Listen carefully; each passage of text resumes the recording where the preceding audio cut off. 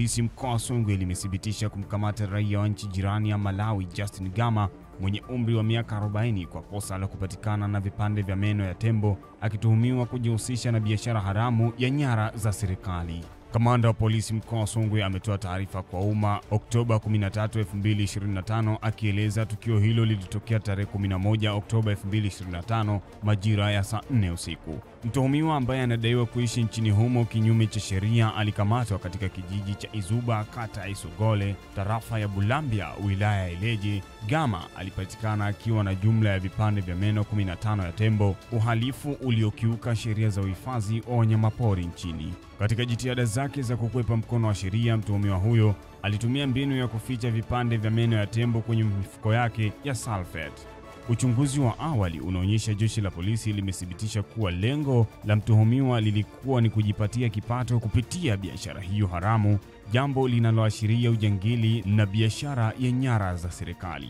Kufuatia tukio hili, jeshi la polisi mkoa wa Songwe limetoa onyo kali kwa watu wote wanaojihusisha na biashara haramu ya wanyamapori, huku taarifa hiyo ikisisitiza kwamba hatua za kisheria kali zitachukuliwa dhidi ya wahalifu hao, na limewataka wananchi kuendelea kushirikiana na jeshi la polisi kwa kutoa taarifa zitakazowasaidia kukomesha uhalifu wa aina hiyo. Namna hiyo ni habari ya kitaifa tuliokuwa nayo hivi leo hapa Kasako Habari. Tukihamia katika habari za kimataifa, ambapo Rais wa Marekani Donald Trump anafikiria uwezekano wa kutoa msaada wa makombora ya masafa marefu aina ya Tomahawk kwa Ukraine, hatua ambayo imezua wasiwasi mkubwa nchini Urusi. Akizungumza na waandishi wa habari akiwa kwenye ndege ya Air Force One siku ya Jumapili, Trump alisema huenda atatekeleza ombi hilo la Kyiv, akijibu swali kuhusu uwezekano wa kutuma makombora hayo kwa kusema, "Tutaona, huenda nikatuma."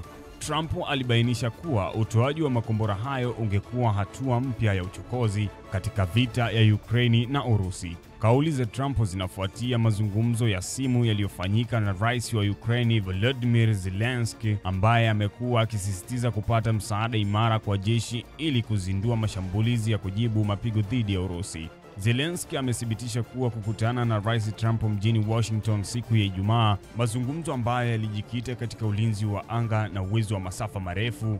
Trump akithibitisha ziara hiyo ambayo itakuwa ya tatu kwa kiongozi huyo wa Ukraine toka Januari. Matamshi ya Trump yametokea huko Moscow ikitoa onyo dhidi ya kutoa makombora ya masafa marefu kwa Kyiv, akisema kuwa ingesababisha ongezeko kubwa la mzozo na kuharibu mahusiano kati ya Marekani na Urusi. Makombora ya Tomahawk yana uwezo wa kusafiri hadi kilomita 2500, yaani maili 1500, masafa ambayo yangeweka Moscow ndani ya uwezo wa mashambulizi ya Ukraine.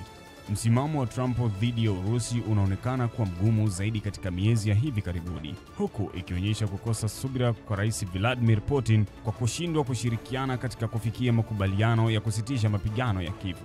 Msemaji Kremlin Dmitry Peskov alisema Jumapili kwamba mada ya Tomahawk ni ya wasiwasi mkubwa kwa Urusi. Sasa ni wakati wa kusikitisha sana kwa jinsi mvutano unavyoongezeka kwa pande zote, alisema Peskov. Akizungumzia swala hilo kwa kina zaidi, Peskov alionyesha wasiwasi kwamba ikiwa makombora ya Tomahawk yangeelekezwa kwa Urusi, Moscow isingeweza kutambua kwa haraka kama yamebeba vichwa vya vita ya nyuklia. Dmitry, rais wa zamani wa Urusi, alisisitiza kauli ya Peskov kupitia mitandao ya kijamii akisema, utoaji wa makombora haya unaweza kuashiria vibaya kwa kila mtu, na kwanza kabisa kwa Trump mwenyewe. Na taarifa hiyo inatupeleka ukingoni katika zile habari za kimataifa tulizokuwa nazo hivi leo. Tuhamie katika upande wa michezo, ambapo tunaondoka moja kwa moja mpaka kule barani Ulaya, ambapo Ufaransa, Uswizi zapoteza nafasi ya mapema kufuzu kombe la dunia 2026, ambapo matokeo ya kushangaza yameshuhudiwa katika mchezo wa kufuzu kombe la dunia la FIFA 2026, huku mataifa makubwa kama Ufaransa na Uswizi yakishindwa kutumia nafasi zao za kujihakikishia tiketi za kuelekea Marekani, Canada na Mexico. Ufaransa, mabingwa mara mbili wa dunia na washindi wa pili wa kombe la dunia 2022, walikwama nchini Iceland baada ya kulazimishwa sare ya bao 2-2 Jumatatu. Matokeo haya yamekatiza rekodi yao ya ushindi wa 100% katika michezo mitatu ya awali ya kufuzu na kuwafanya kushindwa kufungua muhuri wa kufuzu moja kwa moja kombe la dunia 2026. Ufaransa ingeweza kufuzu ikiwa imeifunga Iceland na Ukraine, ikishindwa kuifunga Azerbaijan, lakini Ukraine ilishinda bao 2-1. Licha ya sare hiyo, Ufaransa imeendelea kuongoza kundi D kwa alama 10, tatu zaidi ya Ukraine. Ufaransa walikosa huduma ya nahodha wao Kylian Mbappe ambaye aliumia kifundo cha mguu wa kulia. Na katika kundi B, Uswizi nayo ilipoteza nafasi yake ya kufuzu mapema baada ya kulazimisha sare tasa nyumbani dhidi ya Slovenia, huku Uswizi ilihitaji kushinda na Kosovo kushinda na Sweden.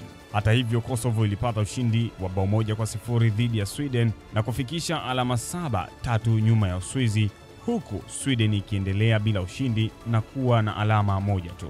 Mshambuliaji wa Liverpool Alexander Isak anayekipiga Sweden alijilaumu baada ya kukosa nafasi hatari 3 za kuifungia timu yake dhidi ya Kosovo, jambo lililochangia matokeo mabaya ya timu hiyo. Katika matokeo mengine, Ubelgiji ilipata ushindi wa mabao 4-2 ya ugenini dhidi ya Wales, ikiongozwa na mabao 2 kutoka kwa kiungo mahiri Kevin De Bruyne. Ushindi huo unaifanya Ubelgiji kuongoza kundi J kwa alama 14, moja mbele ya Macedonia Kaskazini.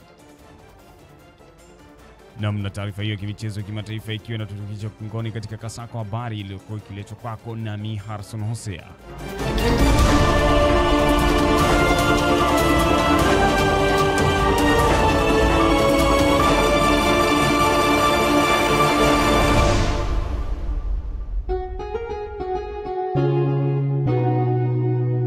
Kasako Media, tunaangazia maisha, tunaandika kesho.